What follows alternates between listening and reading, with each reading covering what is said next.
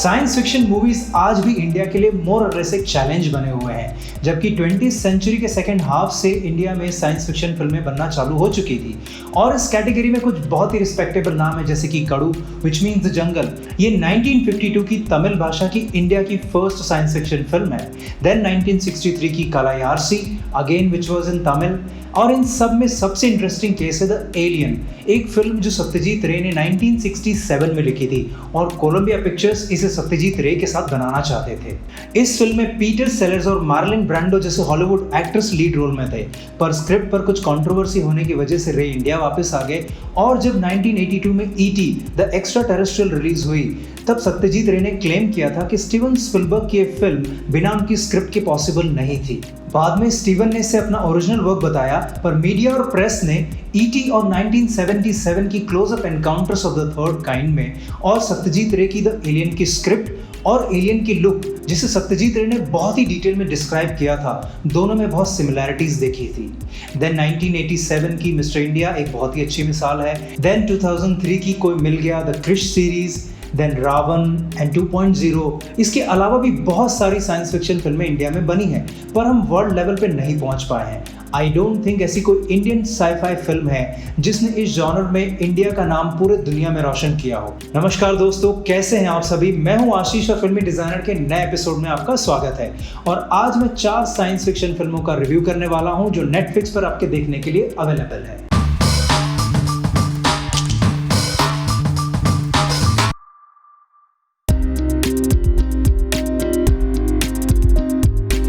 Extension 2018 की एक American science fiction action फिल्म है। इसे डायरेक्ट किया है बेन यंग ने और स्टार कास्ट में है Lizzy Caplan, Michael Pena, Mike Colter, Lily Aspell, Emma Booth, Israel Broussard and Lex Shrapnel. इस फिल्म की टोटल लेंथ है 1 hour 35 मिनट्स और ये एक 16+ एज ग्रुप फिल्म है और आप इसे नेटफ्लिक्स पर एंजॉय कर सकते हैं। पीटर जो कि एक इंजीनियर है और अपने बुरे सपनों और एलियन अटैक के वायलेंट विजन से परेशान है। अपनी फैमिली के बोलने पर वो साइकेट्रिक हेल्प के लिए जाता तो है, पर वहाँ पर उसे एक आदमी बताता है कि उसे भी ऐसे विजन्स आते हैं और ये साइंटिस्ट उन विजन को इरेज कर देते हैं। शायद वो कुछ छुपाना चाहते हैं। पीटर वहाँ से बगैर डॉक्टर से मिले वापस आ जाता है और उसी रात वहाँ पर एलियंस अटैक कर देते हैं। इस फाइट के दौरान पीटर को ये पता लगता है कि पीटर जिस दुनिया में रहता है वो पूरी स्पीसीज एक आर्टिफिशियल इंटेलिजेंस सिंथेटिक्स की है, जो कि ह्यूमंस का रिप्लेसमेंट है। और जिन एलियंस ने उन पर अटैक किया है वो एक्चुअली ह्यूमंस हैं जो पिछले 50 सालों से अब मार्स पे रह रहे हैं। फिल्म का ओवरऑल कॉन्सेप्ट इंटरेस्टिंग है, पर फिल्म की स्टोरी लाइन और स्क्रीन प्ले काफ़ी वीक है। कैरेक्टर डेवलपमेंट के अलावा फिल्म के पेस में भी काफ़ी इंप्रूवमेंट की गुंजाइश है। अगर आप साइंस फिक्शन फिल्मों के शौकीन हैं तो आप इसे एक बार तो देख ही सकते हैं। मैं इस फिल्म को दूंगा 4 stars out of 10। एनाइलेशन 2018 की British American science fiction psychological horror film है। इसे डायरेक्ट किया है एलेक गार्लैंड ने और इसमें मुख्य भूमिका में नॉटली पोर्टमैन, जेनिफर जेसन ली, जीना रोड्रिगेज, टेसा थॉमसन, टुआ नोवोटनी और ऑस्कर आइजैक। इस फिल्म की टोटल लेंथ है 1 hour 55 मिनट्स और ये एक 16+ एज ग्रुप फिल्म है। लीना जो कि एक सेलुलर बायोलॉजी की प्रोफेसर है और पहले 7 साल यूएस मिलिट्री में भी रह चुकी है। उसका हस्बैंड जो अभी भी मिलिट्री में है एक स्ट्रेंज मिशन को एक्सेप्ट करता है और फिर 12 मंथ्स तक वापस ही नहीं आता है और एक दिन अचानक अपने घर पहुंच जाता है, पर उसकी फिजिकल और मेंटल कंडीशन ठीक नहीं रहती है। लीना उसे तुरंत हॉस्पिटल लेकर निकलती है, पर half way through special forces की टीम लीना और उसके हस्बैंड को अबडक्ट करके एक सीक्रेट फैसिलिटी पर लेके चले जाते हैं, जहां लीना के हस्बैंड की कंडीशन और खराब होने लगती है। और वहां लीना को पता लगता है कि कुछ दिन पहले एक लाइट हाउस पर आउटर स्पेस से एक ऑब्जेक्ट गिरा था। उसके बाद में उस लाइट हाउस के चारों तरफ शिमर की एक वर्चुअल वॉल क्रिएट हो जाती है, जो कि धीरे धीरे फैलने लगती है और जो भी उसके अंदर जाता है या तो वो वापस ही नहीं आता है या फिर उसे कुछ याद ही नहीं रहता, और जब वो वापस आता है तो बहुत ही जल्द उसकी मौत हो जाती है। सो लीना उस टीम को ज्वाइन करती है जो उस शिमर की वर्चुअल लेयर के अंदर अब जाकर ये पता लगाना चाहती है कि उसे कैसे रोका जाए।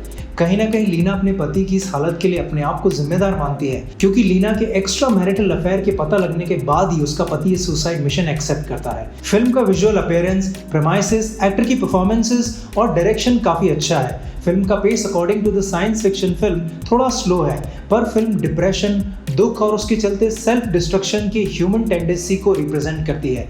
ये फिल्म डेफिनेटली वन टाइम वॉच है और मैं इस फिल्म को दूंगा 5 stars out of 10।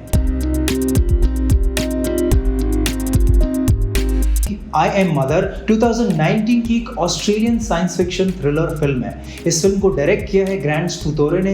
इस फिल्म की टोटल लेंथ है 1 आवर 53 मिनट्स और ये एक 13+ एज ग्रुप फिल्म है। इस फिल्म में मुख्य भूमिका में है Clara Rugaard, Luke Hawker, Hilary Swank and Rose Byrne. फिल्म की कहानी में अब वर्ल्ड में कोई भी ह्यूमंस नहीं बचे हैं। एक रिमोट ऑटोमेटेड बंकर में एक मदर नाम की रोबोट बचाए हुए एम्ब्रियो से ह्यूमन को ग्रो करती है, जिसका नाम है डॉटर, और उसका मेन पर्पस है एक ऐसा परफेक्ट ह्यूमन सैंपल रेडी करना जिसके साथ ह्यूमन रेस को रीस्टैब्लिश किया जा सके। But in the process human daughter को बाहर की दुनिया को लेकर क्यूरियोसिटी होने लगती है जिसे उसने कभी नहीं देखा है। एंड मीनवाइल बाहर की दुनिया से सडनली एक और फीमेल ह्यूमन उस फैसिलिटी में किसी तरह आ जाती है। अब ह्यूमंस और रोबोट की आइडियोलॉजी को लेकर कॉन्फ्लिक्ट होने लगता है। इस फिल्म का क्लाइमैक्स बहुत ही इंटरेस्टिंग है। मूवी में जो कुछ भी होता है वो पूरी तरह से प्लान्ड है, पर ये प्लान है किसका, इसको जानने के लिए आपको फिल्म को देखना होगा। ये मूवी का स्क्रीन प्ले थोड़ा स्लो है। इसका picturisation, setup, look and feel and VFX बहुत ही उम्दा है।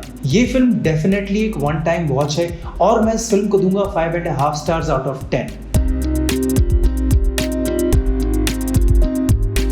इन the shadow of the moon 2019 की एक अमेरिकन साइंस फिक्शन एक्शन फिल्म है। इसे डायरेक्ट किया है जिम मिकल ने और इसमें मुख्य भूमिका में है बॉयड हॉलब्रूक, क्लियोपेट्रा कॉलमैन और माइकल सी हॉल। इस फिल्म की टोटल लेंथ है 1 आवर 55 मिनट्स और ये एक 16+ एज ग्रुप फिल्म है। 1988 में पुलिस ऑफिसर थॉमस लॉकहार्ट और उसका पार्टनर मैडेक्स कुछ ऐसे मर्डर की इन्वेस्टिगेशन कर रहे होते हैं जिनमें कुछ लोग ब्रेन हैमरेज की वजह से मारे जाते हैं। इसकी मेन सस्पेक्ट एक लड़की का पीछा करते हुए जब थॉमस का सामना उस लड़की से होता है तो वो थॉमस को कुछ ऐसा कहती है जैसे कि वो थॉमस को जानती हो, पर एक्सीडेंटली थॉमस की वजह से वो लड़की की डेथ हो जाती है। और उस दिन थॉमस की वाइफ की डिलीवरी में कॉम्प्लिकेशन की वजह से उसकी वाइफ की भी डेथ हो जाती है, पर बच्ची को किसी तरह बचा लिया जाता है। वहां पर एक इंडियन साइंटिस्ट नवीन राव इस केस को अपने एक्सपेरिमेंट से कनेक्टेड बताता है, पर उसको कोई सीरियसली नहीं लेता है और ये केस क्लोज कर दिया जाता है। लेकिन ठीक 9 साल बाद 1996 में उसी दिन वापस उसी पैटर्न में कुछ और मर्डर्स होते हैं और सस्पेक्ट उसी लड़की को बताया जाता है जो कि 9 साल पहले मर चुकी है। लॉकहार्ट उस लड़की को चेस करता है पर उसके हाथ कुछ नहीं लग पाता है और उसका पार्टनर क्रॉस फायरिंग में मारा जाता है। यहाँ थॉमस को पता लगता है कि ये लड़की किसी पर्टिकुलर रीजन से टाइम ट्रैवल कर रही है, पर उस पर कोई विश्वास नहीं करता है। 2006 में सेम किलिंग्स वापस से रिपीट होती हैं और अब थॉमस इस केस को सॉल्व करने के लिए ऑब्सेस हो जाता है। ओवरऑल फिल्म का कॉन्सेप्ट इंटरेस्टिंग है, पर इस तरह का टाइम ट्रैवल हमने पहले भी और फिल्मों में देखा हुआ है। समहाउ मुझे लगता है कि इस फिल्म की कहानी और बेहतर हो सकती थी। फिल्म का पेस भी कुछ जगह पर बहुत फास्ट तो कुछ जगह पर बहुत स्लो है। चूंकि फिल्म की टाइमलाइन हर 9 साल बाद शिफ्ट होती है, इसीलिए कुछ पॉइंट्स पर फिल्म डिस्कनेक्टेड भी लगती है। क्लाइमैक्स भी मुझे थोड़ा मीडियोकर और एवरेज लगा। मैं इस फिल्म को दूंगा 4 स्टार्स आउट ऑफ 10 और आप इसे नेटफ्लिक्स पर एंजॉय कर सकते हैं। आज के लिए इतना ही। जल्दी मिलूंगा आपको फिल्मी डिजाइनर के नए एपिसोड में with more honest reviews and recommendations. इस वीडियो में आपको कुछ अच्छा लगा हो तो लाइक करें। आगे के सफर में साथ में बने रहने के लिए इस चैनल को सब्सक्राइब करें और बेल आइकन जरूर दबाएं। साइनिंग आउट नाउ, सादर प्रणाम।